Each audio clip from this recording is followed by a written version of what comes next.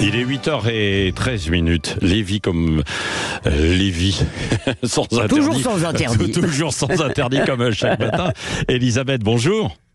Bonjour Patrick, bonjour à tous. Bon, je parlais de Bruno Thatcher, évidemment, oui. Parce que c'est Bruno Le Maire, alias Margaret Thatcher, pour vous, oui. Parce qu'il veut remplacer l'État-providence par l'État protecteur. Une bonne idée ou pas alors ?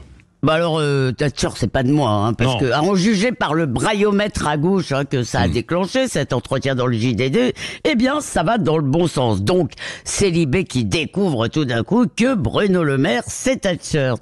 Et je vous cite un Twitter, je sais pas, on doit peut-être dire Xer maintenant, qui écrit « Les libéraux avancent fourbes et masqués ». Oui, fourbes et masqués.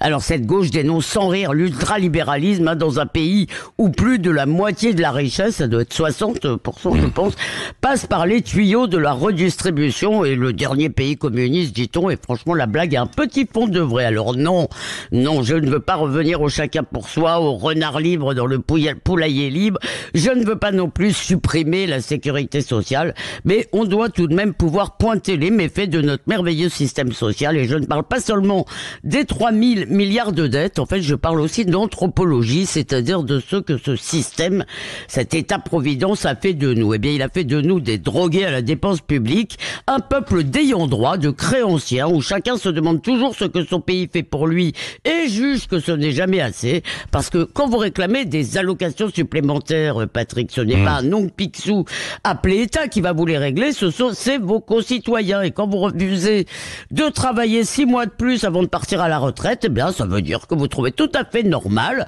que des jeunes cotisent plus pour vous. Oui, mais ça s'appelle, mais la solidarité, Elisabeth, non ?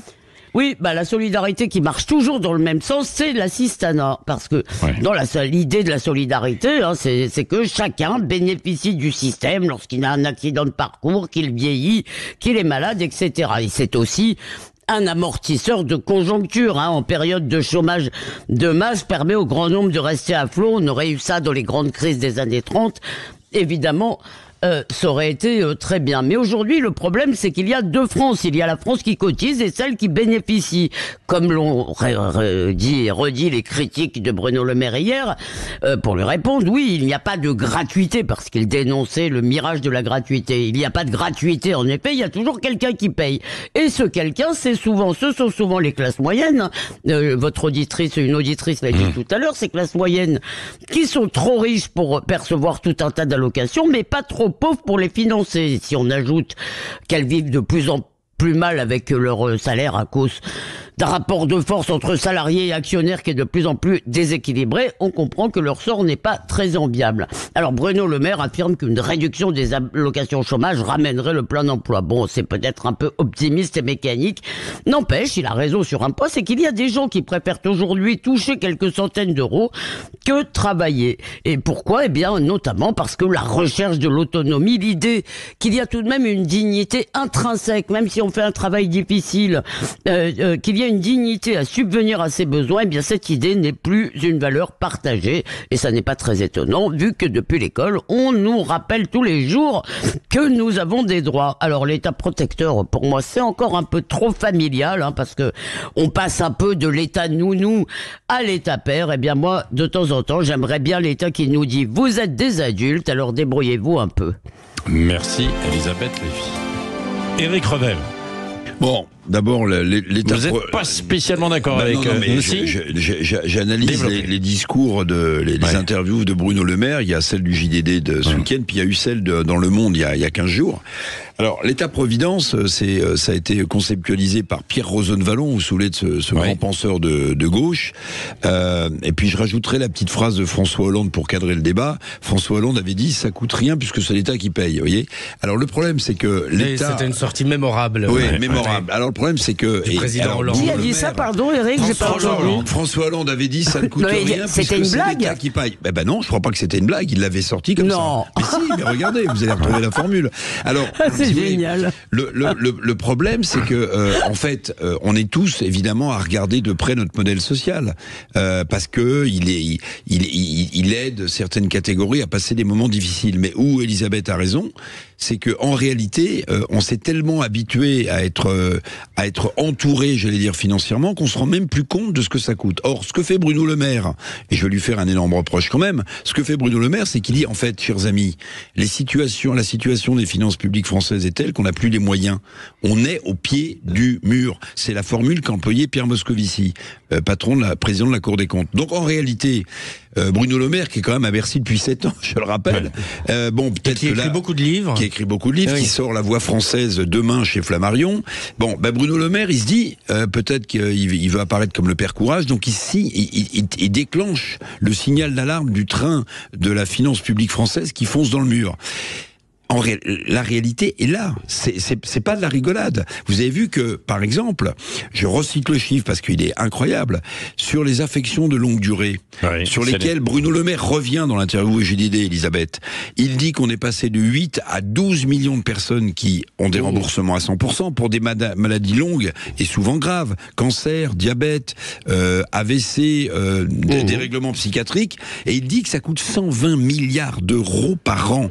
Mais dans le modèle social français, je lui souhaite du courage parce que s'attaquer par exemple au déremboursement des affections de longue durée, dans le contexte politique du pays aujourd'hui, alors vous me direz c'est jamais le bon moment.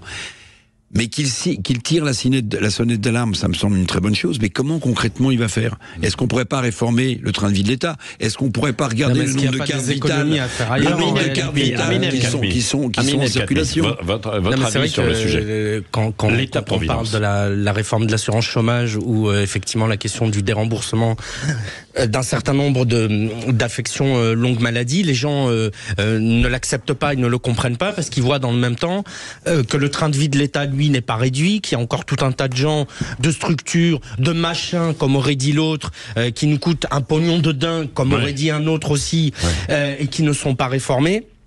Et donc les Français ils peuvent pas supporter de se dire on va venir encore piocher dans mon allocation chômage ou dans mon remboursement, moi qui suis diabétique effectivement, qui a un cancer, qui a une maladie longue durée et on paye des gens dont on n'a pas forcément dont on ne comprend pas forcément le sens de la mission.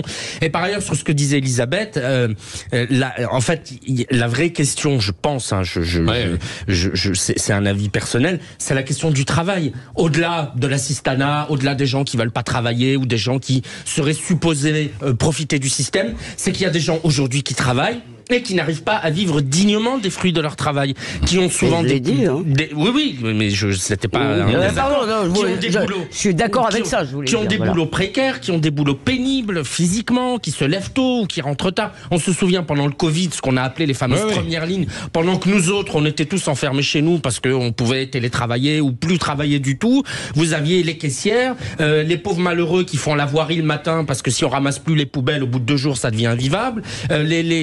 Les brancardiers, etc. Tous ceux qui ne pouvaient pas arrêter de travailler, qui nous disaient, vous voyez, nous on est des boulots essentiels, pendant que vous êtes fermés chez vous, nous on est obligés de sortir, et à la fin on gagne quoi? On gagne 1200 euros, 1400 euros, 1600 euros. Ce qui, à Paris, en plus, ou en banlieue parisienne, est absolument pas vivable. Dans toutes les grandes villes, même à la campagne aujourd'hui, compte tenu du coût de la vie. Oui, Elisabeth, oui. Alors d'abord, mon cher Amine, je réponds à une objection que vous avez tenté de faire à un moment en disant il écrit beaucoup de livres. Écoutez, ça, ce reproche de qu'est-ce qu'il fait, il s'occupe pas des Français, il écrit des livres, je trouve ça assez démago et surtout vous oubliez une chose, et là-dessus vous allez être d'accord, cher Amine, c'est que c'est quand même plutôt pas mal d'avoir des politiques qui lisent et qui écrivent que des politiques qui sont toute la journée en train de faire des tweets et sur leur écran. On préfère ça à Louis Boyard, on est d'accord, oui. Ouais. Voilà, et qu'il écrive des livres, eh bien moi ça ne me choque pas en soi, je trouve ce reproche. Bon, le train de vie de l'État, bien sûr, si vous voulez, et c'est évident, mais le train de vie de l'État, ça veut dire des fonctionnaires, ça veut dire des gens qui vont venir vous dire demain, ah oui, mais moi je gagne pas beaucoup, etc., etc. Donc c'est pas le train de vie de l'État, c'est pas un truc abstrait, hein, ça veut dire je paye moins de fonctionnaires. Donc, oui. Allez, on poursuit dans un instant. Non, mais attendez. Attendez, on poursuit dans un instant. On va dans un instant avec vous, Elisabeth Lévy. Et puis, on reviendra aussi sur le rationnement d'Internet. Ah oui, c'est fini. On va vous rationner. Vous avez vu Najat. Je suis déjà rationné. Oui, vous êtes déjà rationné. Allez, il est 8h23. On revient dans un instant.